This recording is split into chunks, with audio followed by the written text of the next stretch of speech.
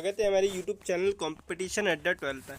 तो दोस्तों आज हम हिंदी का अपना सेकंड क्लास के अंदर विराम चिन्ह के बारे में डिस्कस करेंगे दोस्तों। तो विराम चिन्ह की थ्योरी की क्लास में विराम चिन्ह का शाब्दिक अर्थ क्या होता है दोस्तों।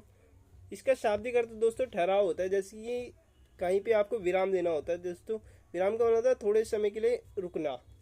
एक व्यक्ति अपनी बात कहने के लिए उसे समझाने के लिए, किसी कथन पर बल देने के लिए, कहीं थोड़े समय के लिए तो कहीं ज़्यादा समय के लिए ठहरता है। भाषा के लिखित रूप में उक्त ठहराने के स्थान पर जो निश्चित संकेत चिन्ह लगाए जाते हैं उन्हें ही हम विराम चिन्ह कहते हैं दोस्तों। विराम चिन्ह के प्रयोग से भाषा स्पष्टता आती है और भाव समझने में सुविधा होती है दोस्तों। जैसे कि हम एग्जाम्पल की मदद से समझते हैं दोस्तों। रुको, रोको, मत जाने दो। जैसे कि यहाँ पे हल्का सा कोमा लगा है तो इसका मतलब रोको और मत जाने दो। ये देखिए इसका सेंस क्या बनना है। और दूसरी ऑप्शन की बात करें, रोको मत जाने दो। जैसे किसी नेता वेता की गाड़ी तो उसे रोको मत जाने दो, रोको और मत जाने दो। देखिए आप, एक जो अल्प विराम है, जो कोमा लगाने से कितना बड़ा अंतर आ गया दोस्तों। बात कर लेते हैं। उपयुक्त उदाहरण से स्पष्ट है कि विराम चिन्हों का उपयोग भिन्नता में अर्थ परिवर्तन हो जाता है दोस्तों। श्रीमान कामता प्रसाद जी गुरु ने विराम चिन्हों की संख्या 20 मानी है दोस्तों। 20 ये अक्सर क्वेश्चन एग्जाम में पूछ लिया जाता है। कामता प्रसाद गुरु ने पूर्ण विराम को छोड़कर शेष सभी विराम चिन्हों को अंग्रेजी से लिया हुआ माना है।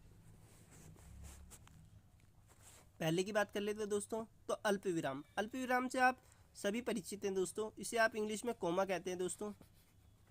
वाक्य में जहाँ बहुत ही कम ठहराव होता है वहाँ अल्प विराम चिन्ह का प्रयोग होता है। उदाहरण के लिए, मुकेश तुम इधर आओ, राम लक्ष्मण भरत और शत्रुघ्न राजमहल में पधारे, यानी कि हल्के समय के लिए। अब बात कर लेते हैं अर्धविराम की। तो ये दोस्तों इसमें काफ़ी कन्फ्यूजन होती है। ये अल्प विराम है दोस्तों और ये अर्धविराम है जिसमें बिंदु भी लगाई जाती है साथ साथ। आप देख सकते हैं चिन्ह की भी, कभी कभार इसके चिन्ह की भी आपसे प्रश्न डायरेक्ट पूछ लिया जाता है एग्जाम में।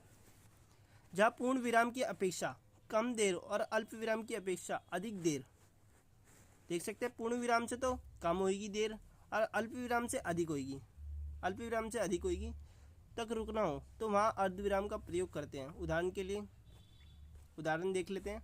सौरभ तो अच्छा लड़का है किंतु उसकी संगत कुछ ठीक नहीं, मैं आपका पैसा चुका दूंगा, निश्चित रहिए। नेक्स्ट कर लेते हैं दोस्तों। नेक्स्ट पूर्ण विराम दोस्तों ये हिंदी के अंदर ही स्पेशल यूज़ करा जाता है, जो कि वाक्य के अंत में लगाया जाता है। वाक्य के अंत में पूर्ण विराम का चिन्ह का प्रयोग किया जाता है। वाक्य चाहे छोटा हो या बड़ा, पूर्ण विराम उसके अंत में आ जाता है। उदाहरण के लिए, पंकज स्कूल जाता है। देख सकते हैं आप कि वाक्य के अंत में लगा रखा है दोस्तों कि यहाँ पे एंडिंग हो चुकी है।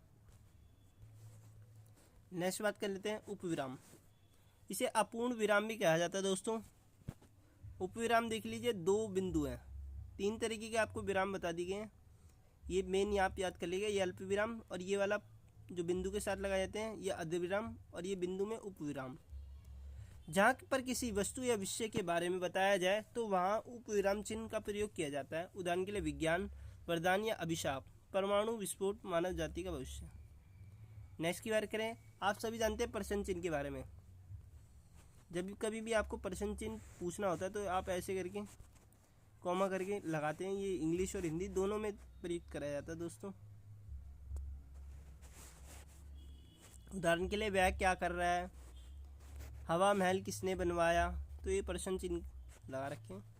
नेक्स्ट बात कर लेते हैं दोस्तों योजक चिन्ह। योजक चिन्ह 2 या 2 से अधिक शब्दों को जोड़ने के लिए योजक चिन्ह का प्रयोग किया जाता है, जिसका चिन्ह का उदाहरण है दोस्तों। जैसे कि लाभ और हानि में दिखाया गया है दोस्तों, ये बीच में, यानी कि एक इसका अच्छी चीज़ के बारे में बताता है और दूसरी इसकी हानि के बारे में बताता है। सुख और दुख, माता और पिता आदि, जीवन में सुख दुख तो चलते ही रहते हैं। आप देख सकते हैं योजक चिन्हों का भी काफ़ी अच्छा रोल होता है। योजक चिन्ह 2 चीज़ों की तुलना करने के लिए भी एक अच्छे और बुरे, यानी कि प्रोज, इंग्लिश में प्रोज एंड कॉन्स, यानी कि लाभ और हानि बताते हैं हर चीज़ की। कोष्टक चिन्ह की बात कर ले दोस्तों। कोष्टक चिन्हों का प्रयोग किसी कठिन शब्द को स्पष्ट करने, कुछ अधिक जानकारी बताने के लिए कोष्टक चिन्ह का प्रयोग किया जाता है दोस्तों।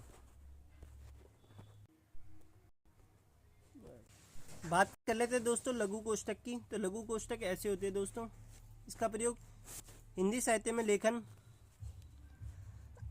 उदाहरण के लिए सतत या लगातार को अध्ययन करने वाले कार्य को आसान हो जाता है दोस्तों। दशहरे के अवसर पर दशानन रावण के पुतले का दहन किया जाता है दोस्तों। वर्गाकार कोष्टक आप देख सकते हैं, ये सेम ही काम करते हैं दोस्तों, ये किसी त्रुटि या भूल को सुधारने के लिए काम करते हैं दोस्तों। सर्पाकार कोष्टक की बात कर लें तो आप देख सकते हैं सर्पाकार कोष्टक कुछ इस तरीके से बनते हैं दोस्तों। इसमें शब्दों को मिलाने अथवा पंक्ति में लिखे जाते हैं जिनका संबंध एक साधारण पद से होता है। अवतरण कोष्टक उदाहरण चिन्ह भी कहा जाता है दोस्तों, किसी की कही हुई बात को उसी तरह से प्रकट करने के लिए उदाहरण चिन्ह का प्रयोग किया जाता है। जैसे कि आप इंग्लिश में देखेंगे नरेशन में, जैसे कि चौथर आपको नरेट करते हैं, जैसी बात कही वैसी आपको बताते हैं, तो उसमें भी आप अवतरण चिन्ह या उदाहरण चिन्ह का प्रयोग करते हैं दोस्तों।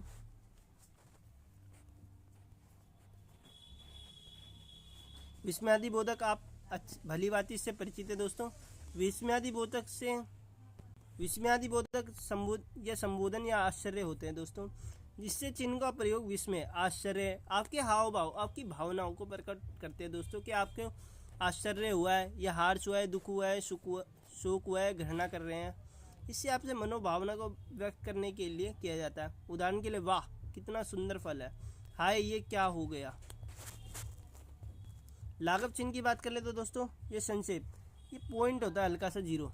किसी बड़े या था प्रसिद्ध शब्द को संक्षेप में लिखने के लिए उस शब्द का पहला अक्षर लिखकर उसके आगे शून्य लगा देते हैं दोस्तों। आप देख सकते हैं कि किसी की वर्ड की जो हिंदी में शॉर्ट फॉर्म लिखी जाती है तो शब्द के आगे लाघव चिन्ह लगा दिया जाता है दोस्तों। जैसे कि उत्तर प्रदेश, आप देख सकते हैं उत्तर प्रदेश में कैसे लगाया गया है एग्जाम्पल के अंदर। केंद्रीय सुरक्षा बल में कृपया पृष्ठ उलटिए में, ये देख सकते हैं लाघव चिन्ह का भी बहुत ज़्यादा प्रयोग है दोस्तों। नेक्स्ट की बात कर लें दोस्तों, निर्देशित चिन्ह डैश संयोजक चिन्ह या समासिक चिन्ह की, यह चिन्हित शीर्षक है तथा उपशीर्षक के आगे उदाहरण देने, वक्ता के वाक्य को उद्धृत करने से पूर्व प्रयुक्त होता है दोस्तों। उदाहरण के लिए, अध्यापक ने लिखा, पाठ दोहराकर आना, पिताजी ने कहा, मोहन खड़े हो जाओ। विवरण चिन्ह की बात कर ले दोस्तों, तो विवरण चिन्ह का भी आप देख सकते हैं काफ़ी प्रयोग होता है दोस्तों की जो यहाँ पे करा जाता है। अब बात कर लेते हैं सबसे इम्पोर्टेंट दोस्तों, हंसपद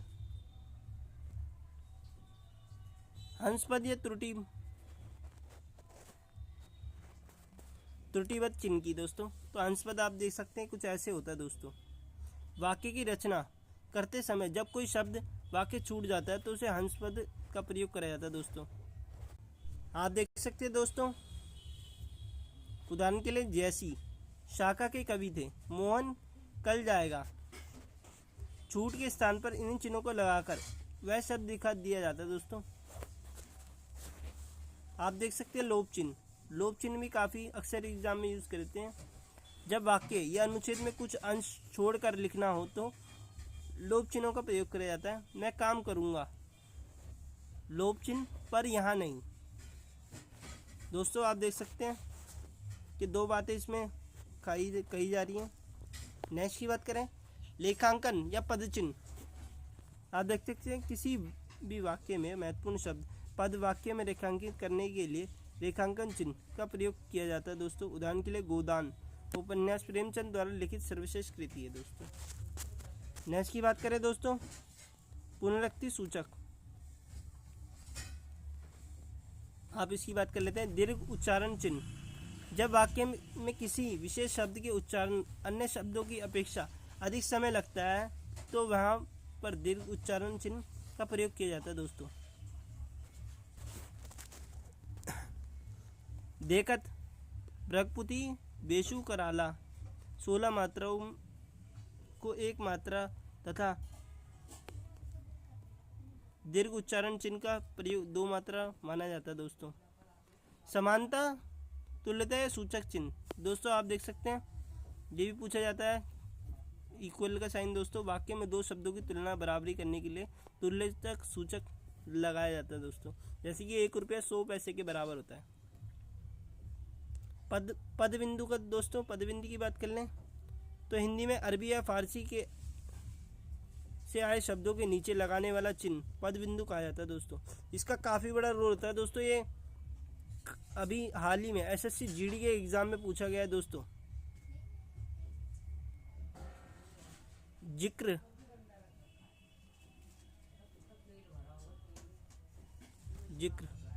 में आप देख सकते हैं पद बिंदु का प्रयोग बहुत होता है दोस्तों। इतिश्री, यह संपत्ति सूचक चिन्ह किसी अध्याय के ग्रंथ में समाप्ति के लिए आप देख सकते हैं।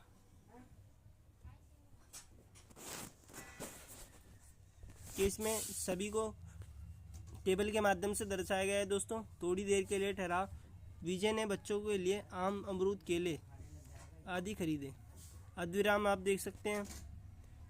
सबका वर्णन दोस्तों करा हुआ है दोस्तों। वाक्य के अंत में करा जाता है पूर्ण विराम का यूज़ लगाते हैं। आप देख सकते हैं ये काफ़ी इंपॉर्टेंट सारे टेबल के माध्यम से दर्शाए गए हैं। उपविराम। तो दोस्तों थैंक यू। थ्योरी की क्लास यहीं ख़त्म होती है दोस्तों। तो आगे हम कल अपने क्वेश्चंस की पीवाई क्वेश्चंस की क्लास जारी रखेंगे। तो ऐसी ही इन्फॉर्मेटिव वीडियो के लिए चैनल को सब्सक्राइब करना और लाइक करना ना भूलें दोस्तों। Thank you so much. जय हिंद, जय भारत।